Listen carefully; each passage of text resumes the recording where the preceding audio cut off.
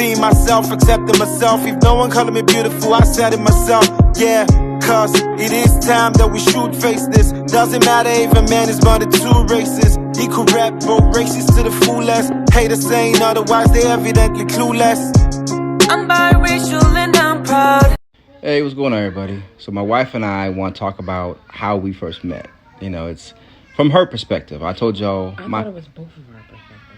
Okay, from both of our perspectives. Okay, you don't get the story if just one person to tell me. Okay, you're right. From both of our perspectives, yes. We're gonna tell the story of how we first met. Mm-hmm. So you can go ahead and start, baby. No, you can go first. You can go first.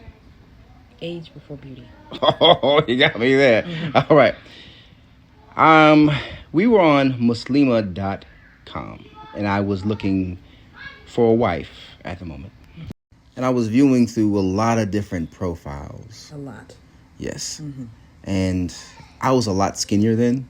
I was like 6'2", like 150 pounds. I was. You weren't that skinny. How skinny was I?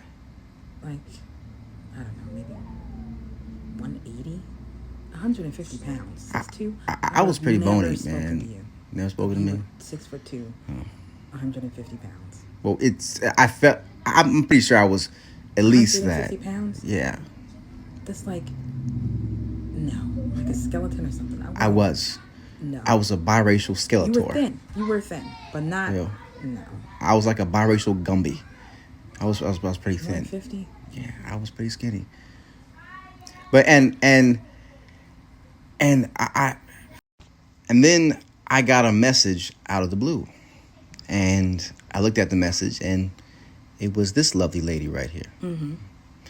And we started talking for a little while, and she, first thing she said was she talked to a lot of the different people, and they didn't want her to go to school. They wanted her to be a stay-at-home wife. Mm-hmm. Which wasn't going to happen. Yeah, she is way too headstrong for that. Mm-hmm. And she asked me if I mind if she went to school or something, and I was like, no, I don't mind. I was already enrolled. Like, I'm not going to not finish my school and risk my career just to be married. Yeah. Nobody's doing that. Yeah. And she made a good point. And she said, I was one of the first guys that were okay with her going to school and having a career. I was living in Idaho at the time. My mother was still alive, and I was trying to communicate with her.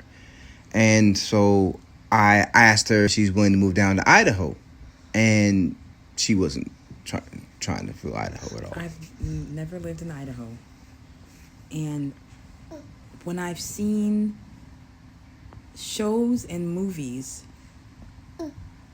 with people in Idaho, I've never seen people of color in Idaho. So it really wasn't a place I wanted to live. So I'm just being honest. Right. And she said no. And at that point I was like, okay, I don't think it's going to work because I don't see myself moving out to Ohio. Because at the time I was trying to build a relationship with my mother. This before the events that happened in my book that I talked about before. Mm-hmm. But here you are now. Yeah. In Ohio. Well, you were well, of course you were smoking, man. You were smoking hot. I'm not. Look at how beautiful this woman is. Like, I'm not gonna say no. So I asked for her father's number. Her father, is her wali, guardian. That's what it means. Mm-hmm. And she gave it to me. I called him and I asked for his blessing if I could marry his daughter, which it was awkward for me because I'm calling a straight guy, and your father loves to talk. Mm-hmm. Do you know what he said when he got off the phone with you? No, what did he say? He said, "Are you sure about this guy?" And I said, I mean, we're Muslim, like you never really know. And he was like, yeah, well, he could have like a whole nother family somewhere. Yeah. And I was like, you're absolutely right. He said, well, be careful. Because he sounded nice, but the nice ones are always the crazy ones. Man. Uh-huh. Yeah. Well, just so you know, your father talked my ear off like an hour and a half. Yeah. Just tell him about his life and everything else. But I love your father. He is awesome. You were about to marry his daughter. You were trying to marry his daughter. The least you could do was listen to him run his mouth. I'm surprised I had an ear left after that. Oh, I know. But shout out to your father. Your father is awesome, man. He is. And so after that, we agreed to get married, and we agreed to like meet each other. Okay, yeah. We didn't agree to like just get married. I'd never seen you before in person. You agreed to. You said you said you wanted to marry me. I said, well, like we're potential. Oh, I just look like, at you. oh yeah, come Look here, at you. come now. I want to marry you. That's not how I remember it. I'm sure it isn't. You But were no, head. You were head over heels for this biracial wonder. You were head over heels for this biracial guy right here. After I met you, not before I met you. I wasn't head over heels for you. I didn't know you. How can I be head over heels for somebody I don't know? I just got it like that.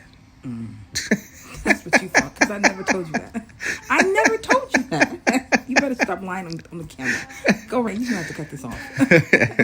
Head over heels. Well, remember when I was talking to you and my mother, but back when she was alive, she was in the background. And, I was talking to you and I said, I think we're a good match. I think we should get married. And what'd you say?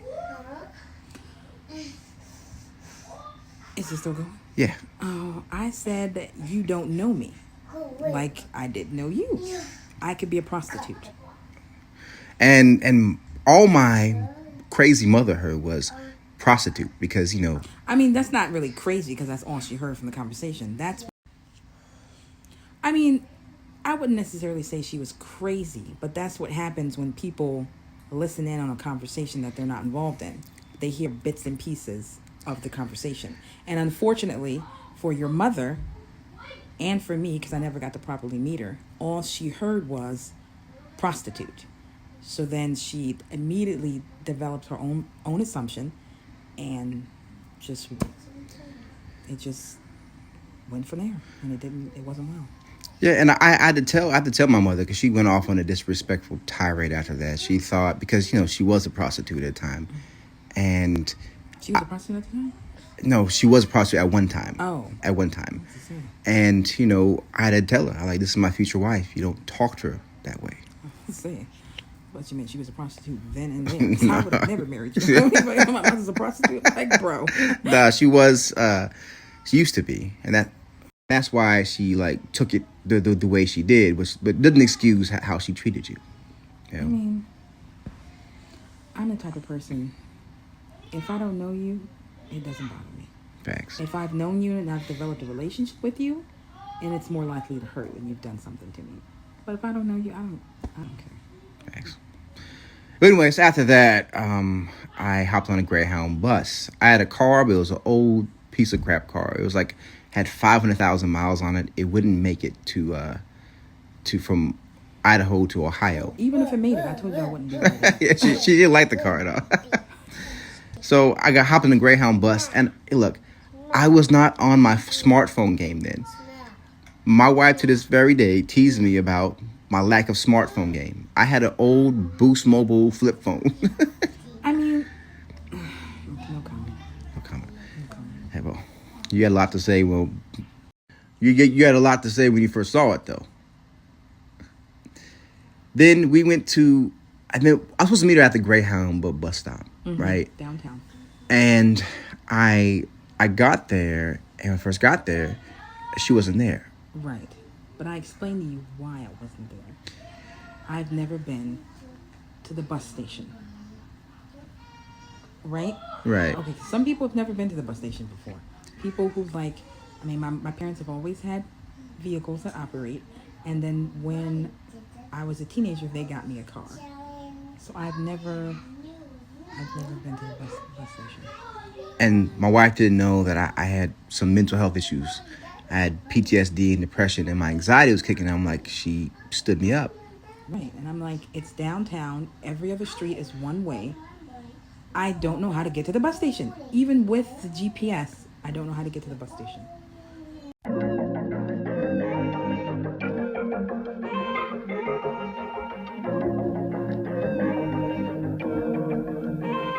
I have so many unanswered questions.